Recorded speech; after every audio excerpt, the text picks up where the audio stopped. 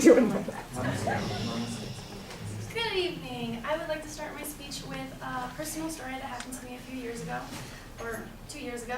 I had a friend, his name was Ruben, and he was my best friend, and I was in the process of moving out of my parents' house for the first time. It was really nerve-wracking, and I needed help moving out. So I asked my friend Ruben, hey, I'll buy you lunch if you help me move, and he agreed, sure, you know, let's go to Ruby's. And I'm like, oh, I get a discount, I'm a Disneyland employee, we'll do this. He helped me move, and a week went by, and I was like, I still owe you lunch, I still owe you lunch, you know, like I haven't forgotten. A few more days went by, and he came over and he's like, hey, you still owe me lunch? I'm like, I haven't forgotten, like it's gonna happen. And then 2 days later, he passed away. So I don't recommend putting things off. There's a quote from a student that says, never do today what you can put off till next week. I don't agree with this quote at all.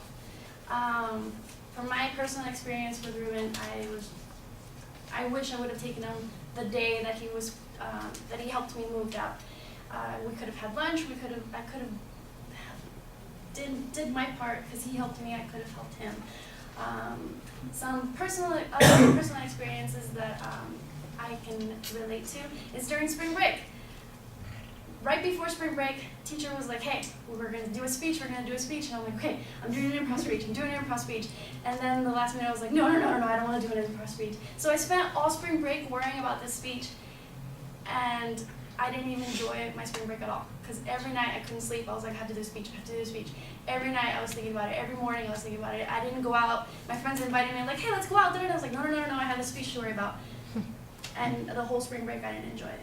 Another experience that I wanted to share with you is not from personal experience, but something that came up was if husband and wife are together or boyfriend and girlfriend are together, and they're like, oh, I'm gonna write a special note to my wife, or I'm gonna do something special for my boyfriend, and they keep putting it off, and then they end up divorced because they weren't being nice to each other.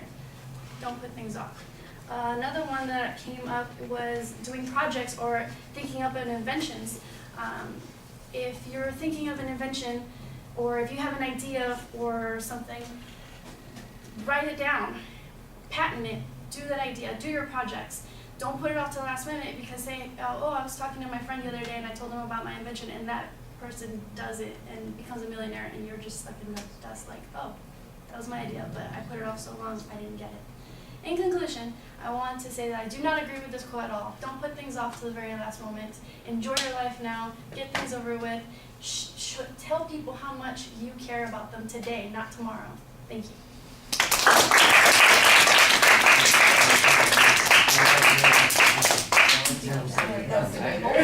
No.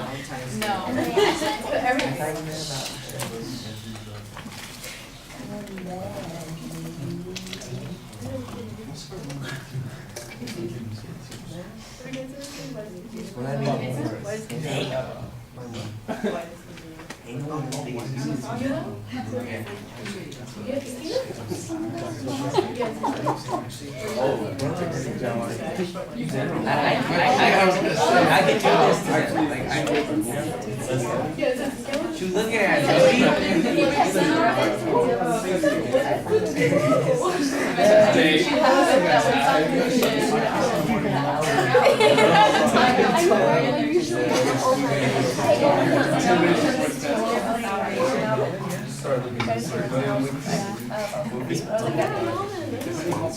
Everyone knows him. He's like. It's like a.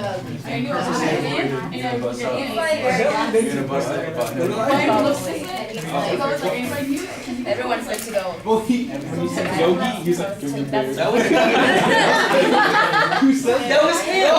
Yes, it was. It was not. That's like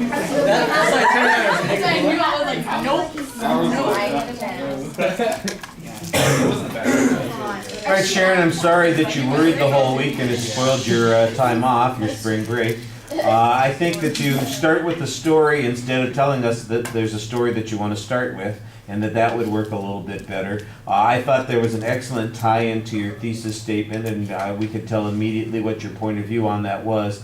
there's not really a setup of what the content's going to be. You just start plowing into examples after that. And the examples don't sound like they were really very well planned. Sometimes they sound spontaneous, and even if they were planned ahead of time, there's not any detail to them. They just randomly show up.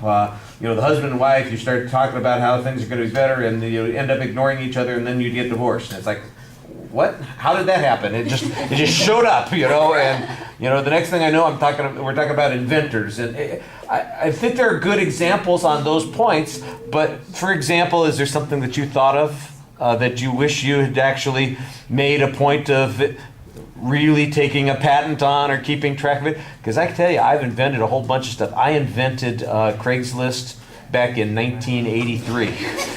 Before it existed, I had this great idea. Here's how people could go someplace and they could find things that they needed to get from other people, and you could do that. Wouldn't it be great if you had that? Rotten Tomatoes, I had that idea 20 years before the internet existed.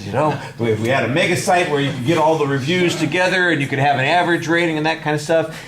Tell the story, make it interesting as it is. Otherwise, it just sounds like, well, I have this idea and I'm just going to share the idea, but I don't have any explanation or story to tell or way to make it interesting. It applies to what you're talking about, but it's not really very well developed.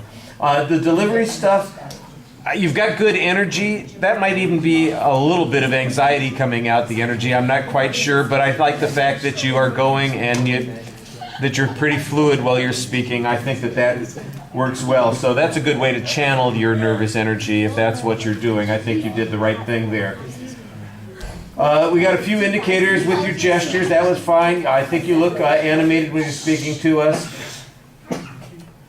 When we listen back to all of this stuff, all of those comments and things, they interfere with the ability to hear what I'm saying. So I'm telling you this at the end instead of at the beginning. It's best if you hold your voices until after I'm done talking, in case you weren't aware. Yell, yell, yell, yell, yell. Okay, the eye contact with the audience. I tell you what, I think you do a good job looking at the audience, but it seemed like you favored these people over here a lot more than you favored the folks over there. Sorry, boy. And looking over there, I could see why you might feel that way. You probably want to be a little bit more magnanimous. All right. Thank you.